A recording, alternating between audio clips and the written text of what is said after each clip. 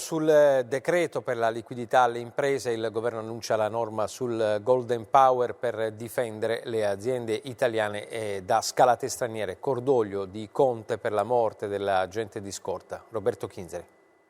Si studiano gli ultimi dettagli del decreto per assicurare liquidità alle aziende. Sul tavolo anche le misure per le famiglie che arriveranno subito dopo. Sull'applicazione del Cura Italia, riunione tecnico-politica con i presidenti di regione, sindaci e rappresentanti delle province. Ieri, nella videoconferenza con i governatori, Conte ha chiesto correttezza e collaborazione. Ognuno di noi sta facendo il massimo, ha detto, non alimentiamo scontri. Il governo vuole gestire insieme con i governatori la fase 2 fino al 13 aprile, prorogabili le ordinanze locali, valide unicamente le norme nazionali per le attività produttive.